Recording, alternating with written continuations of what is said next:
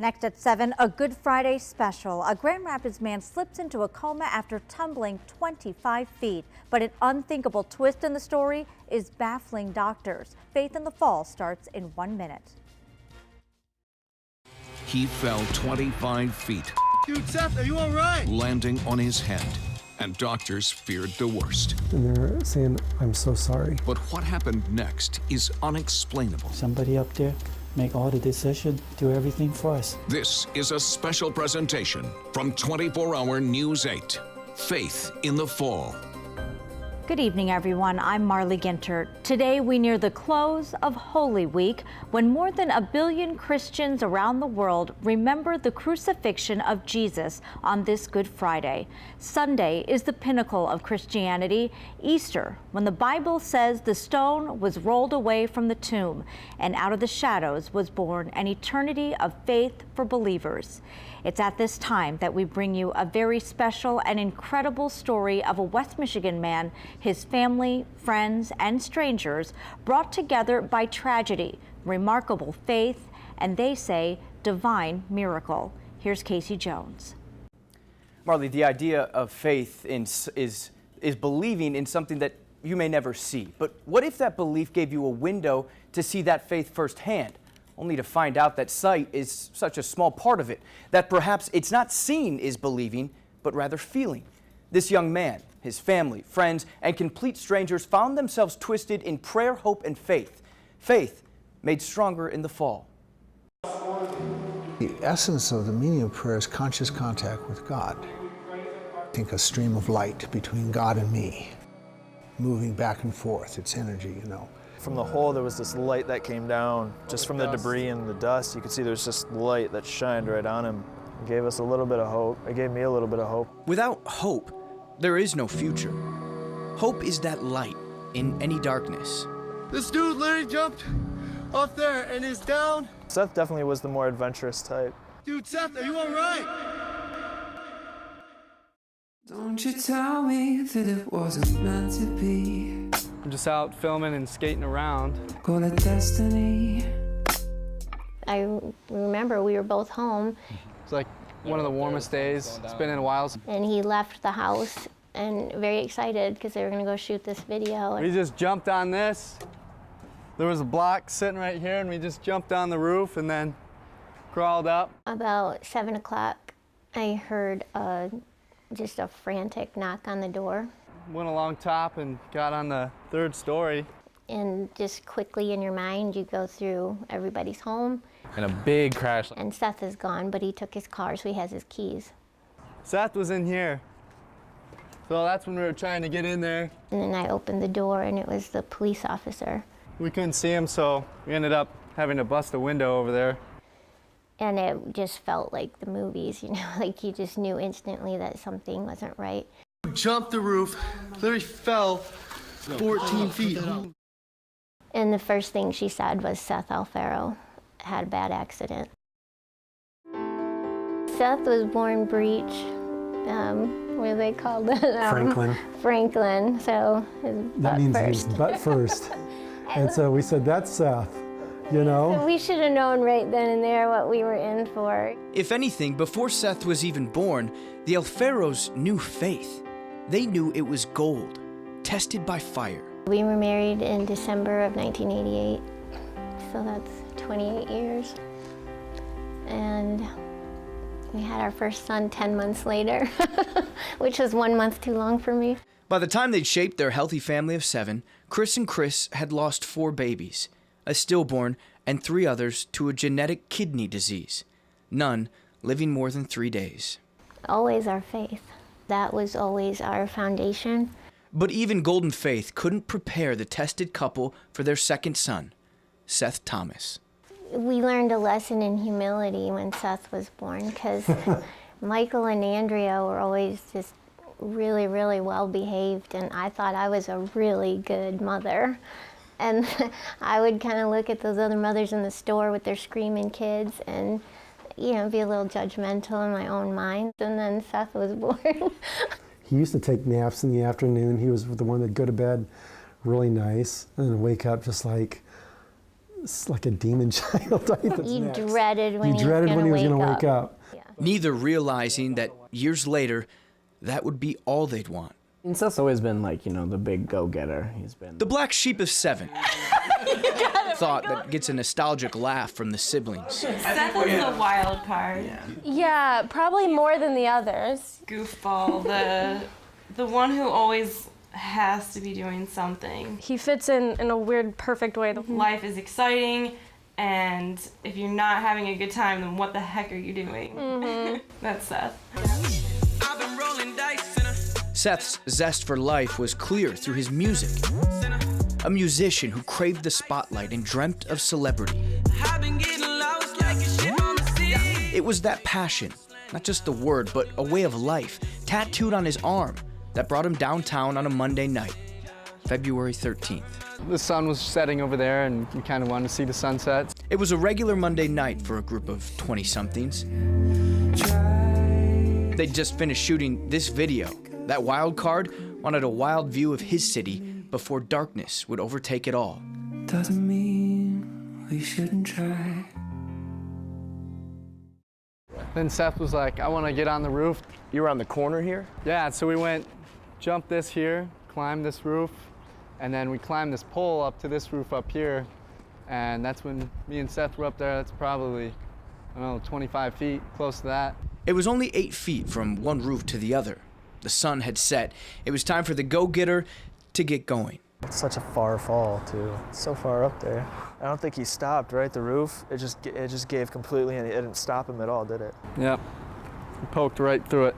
Kind of bounced off the furnace on the way down, slid off the furnace, and kind of probably slowed his fall a little bit, helped him fall sideways. The video is graphic. His friends expected the daredevil to get up and walk out. Oh, and after about 20, 30 seconds, it was like, okay, this is real. You know, like we need to get in there and save our friend. The only way in was to bust a window out. They found Seth on the only slab of open concrete in a parts room.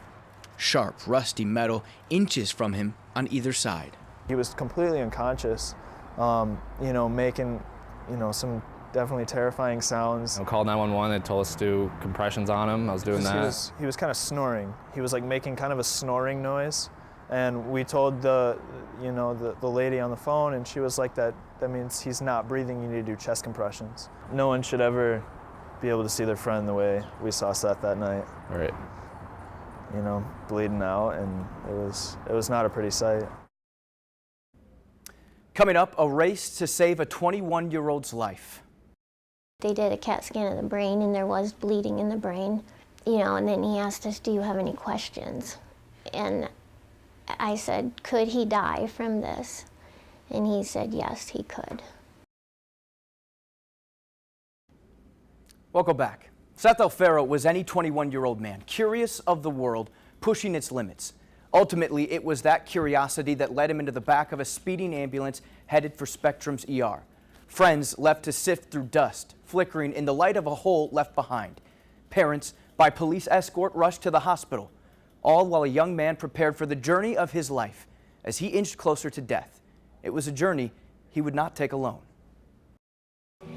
And so I was hugging Peter, our 9-year-old, and he said, it's okay, Mom, because really life is about getting to heaven, so it's okay.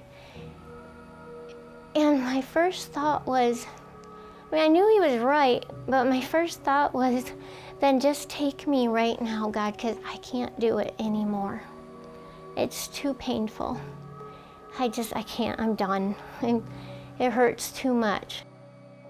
In the doors of the Alfaro home, two things are abundantly present: faith and family. In this moment, Chris is at her lowest. Her 21-year-old boy lay lifeless in a cold, dark hospital bed. The total darkness to reduce any sensory sensitivity. The cold to break his dangerously rising temperature. Seth's brain was swelling. He was in a coma. And I said, could he die from this? And he said, yes, he could. It'd be up to Seth what happens the next 24 hours. And they said, well, no, in the next 24 hours, if he's going to make it or not. With a metal bolt drilled into the back of his head to track the pressure, those 24 hours crept to 3 days. Doctors tried to wake him from his coma. Seth showed no signs of life. For 3 weeks, the rhythm of his parents' lives would rise and fall with the sounds and numbers of machines. And they said, well, actually, the peak swelling of the brain is 3 to 5 days. And we got through that. And then they're like, well, it really can go 5 to 7 days. It was a constant game of wait and see. Is it the sedation or is it the brain injury? And nobody could say. Then, 10 days in, hope. Seth wiggled his thumb. We had moments. That hope quickly cast over by the shadow of devastating results. They did the MRI before he was awake. And the MRI was not good at all. So you can see some of the blood in there. Dr. Sam Ho is the chief of staff at Mary Free Bed. Generally, this type of injury bears very poor prognosis. He's been practicing spinal cord injuries since 1983. The shearing injury, they usually don't recover as well. He doesn't need to say But, much. The shearing or shredding of the brain, the white blood marks all over Seth's MRI paint a grim picture. You can see over here, some of them tiny little speck in there. You can see right there, and the other side too. I remember for me, it was, all I've ever wanted is to be a wife and a mother. And having kids is like so joyful to me. And I remember we talked to the kids and we said, your dignity isn't in what you can do. It's who you are. So when we said it's the same Seth, no matter what he can do or how he comes home, it's the same Seth. What happened next can only be chalked up to faith. Faith that a doctor had in a family, that a family had in a son, that a son had in life.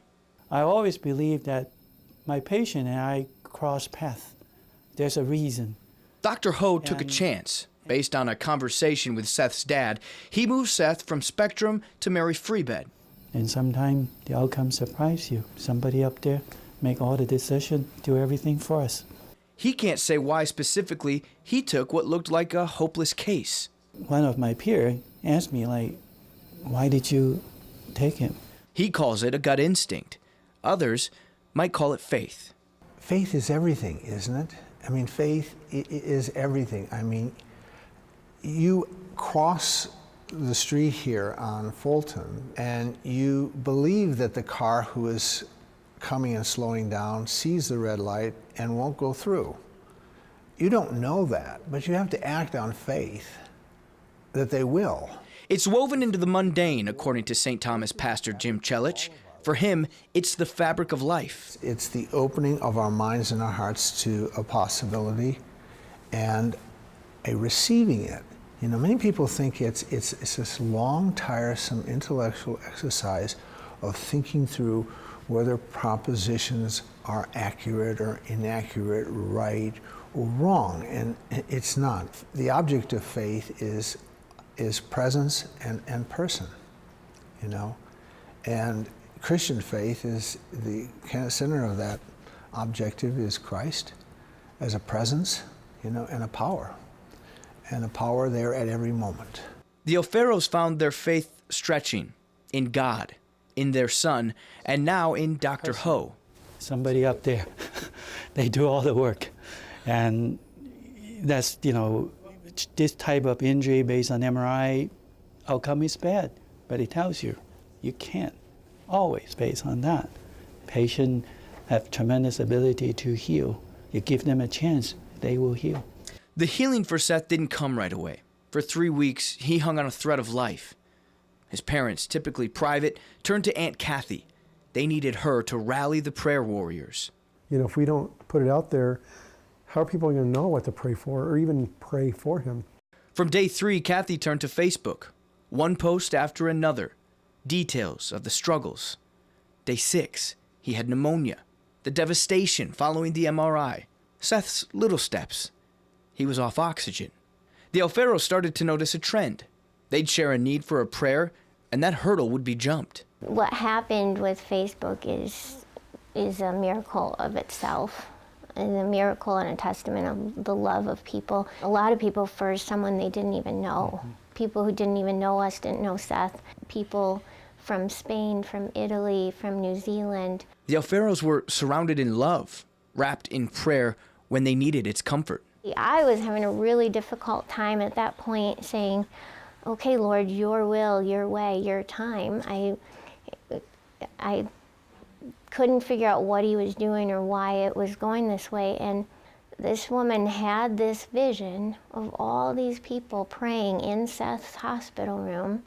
And her comment was, a dream vision I had last night around 3 a.m. and had this vivid movie-like picture of hundreds and hundreds of people streaming into Seth's hospital room in the Adoration Chapel, praying on their knees for Seth. Our Father is listening and loving. As you say, the waiting is hard, yet he is healing Seth in the waiting. She said, God is healing him in the waiting. And then you fast forward a few weeks down the road when Seth can talk, and he tells us that while he was in his coma, he saw hundreds of people in his hospital room praying for him. So many people that it was spilled out into 5 other rooms full of people he didn't even know, praying for him. A twist in the recovery. When we come back, our special continues. I saw it was hundreds and hundreds of people on their knees. Like I can't even, it's like you can see each one, but you can't because it's like a myriad of people.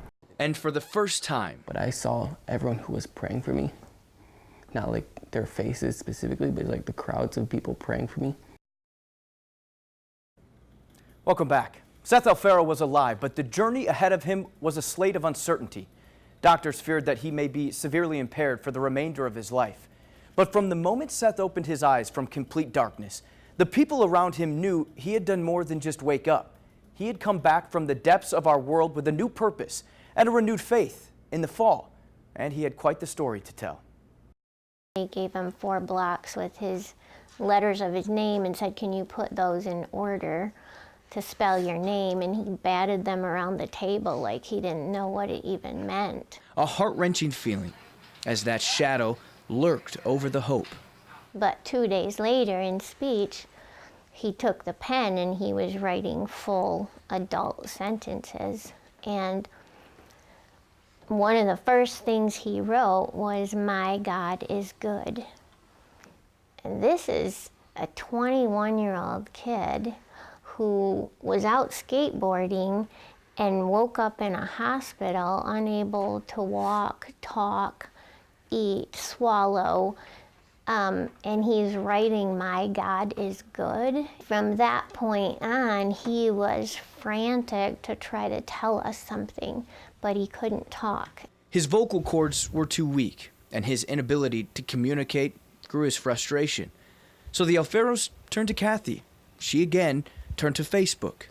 And days later, it was just a whirlwind for the next probably 2 or 3 days. Every time he talked, it was, he told us right away that he had never begged or pleaded for anything so much in his life, that he had heard God and felt his love. He told us right away that he saw himself laying there on the machines. He saw all the people praying for him, people crying for him, and that was what brought him back. He said he was really low, and it would have been so easy to just fade away and die. If I wanted to die, I could have died. And it's so easy to die. It's like when you're really tired and you could fall asleep, it's that easy to die. But I saw everyone who was praying for me. Prayer does so much more than you could ever imagine. And that's what gave me the strength to come back, and that's what gave me the strength to fight. he saw it, felt it, the energy, the light, the hope. Seth, before the accident, was always looking out for himself. Was shallow. You couldn't have a heart-to-heart and really talk about the faith. Now it's like, I want to talk about the faith. I want to become closer to God. So It's just that want. God's really blessed me. I even think back when I was in the hospital bed, when I couldn't even walk, when I was learning how to swallow. Just the peace that God gave me and the patience that he gave me. And so I see that, and I know that that came from God. And I want more of that. So where do I go? I go to God to get that. Did you make a conscious decision? I want to go back. Not a conscious decision, I want to go back, but that's what gave me the strength to keep fighting. Because it would have been so easy to die. That would have been the easier route. But it's all the people that were praying for me, it gave me the strength to keep fighting, to live. I remember begging God for 2 more minutes, for 30 more seconds. Seth saw exactly what Amy Oatley saw in her dream, that stream of people praying for him. God takes mistakes. He takes things in our lives, crooked lines, and right straight with them. And so it is it a surprise? No, but I truly believe it's a miracle. You know, I can't explain it, you just see it. Almost like a perspective that the human can't even understand. It's almost like you were above it, or? Yeah, almost like above it in like a bird's eye kind of view. But you could see and hear and feel. Yeah, that's the most important. I could feel it. When people were praying for me, I could feel it. I didn't feel pain. I could feel, you know, when people were too tired or they didn't want to pray and they didn't feel like praying, oh, it's not that important. When people wouldn't pray, that's what hurt. When they were too tired and they didn't want to take a little bit, 2 seconds to pray. I could feel that, and that hurt so bad. You could feel everything.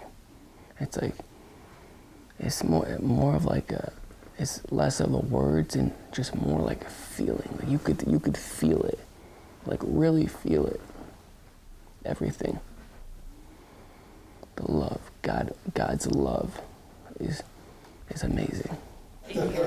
It's still clear from his siblings' account, Seth is the wild card. He's the go-getter, the one who fits in his weird, perfect way. But make no mistake, when Seth came back with that same goofy humor he had before, he was different. There was something deeper. You fall 26 feet, and not only do you not break a bone in your body, but you didn't even crack your cell phone. Yeah, I know, right? Got some brain injury, but the phone's fine. Priority. But you say that jokingly because your priorities are different now. Yeah. A lot of my priority used to be social media. How many likes something got, that turned on how the self-worth. And that's not where it is. My self-worth comes from being a son of God. Truly. I saw all those times that I doubted God, and yet he was answering the greatest prayer of my heart for Seth, for any of my children, is for them to know him and to completely give their lives to him. You hear people say it's all in God's time. It's so true. I think, again, it comes back to, you know, gold is tested in fire. You know, our faith is that gold. You know, we gotta cling to it. Just like that. At the heart of any belief, every person falls. Faith is not made by picking yourself up. It's made in choosing which way you walk when you're back on your feet. Out of everything dark and negative that was there, there's a light shining on Seth. No, it's good. Seth Alfaro fell 26 feet. It gave us a little bit of hope. It gave me a little bit of hope. He's back on his feet, walking towards that light, his direct connection between him and God. Or is there ever a day where you wish you could go back to the day of the accident and not jump from that roof? No, because the way that God's blessed me through this whole thing, experiences, and just the person that I am now, I don't think I would have changed like that and this quickly. You know, it is hard going through some of this stuff. It is. There's no other way to put it, but it's God's will That's what I try to remind myself. I'd rather be doing His will than my own. You know, talking with his friends who were there that day, they say, looking back, nothing about that day was odd. That climbing that roof, falling through the roof. And you could chalk it up to whatever it is you want to believe in for this recovery. Right. But the bottom line is, Marley, talking with his doctor at Murray Free Bed, Dr. Ho, he said they wanted to have him there for up to 10 weeks. Seth left in 4. He just, every day he progressed and recovered exponentially, and the doctors couldn't keep up with him. Casey, I lost count of how many times I got chills during that story. You just gave me another one. I mean, that is amazing. Just how much he's been through. He's up and talking with you right now, but does he have more recovery rehab to go through? He's not there yet. He knows that. He knows he's not there yet. Dr. Ho's saying right now they don't know what his limit is. He is continuing this way up. He has not plateaued yet. They don't know if he'll plateau. Does he have bigger plans then still for going back and finishing that video they were making? I think his plans have changed. I think that he hopes to still inspire people, but maybe not on the level that he did before his fall. He wants to inspire people in a different way, but it certainly has not changed the impact that he wants to have on people. And amazing young man. And you can talk more with Casey. He'll be on Facebook Live right after this show. We'll see you tonight at 10 and 11.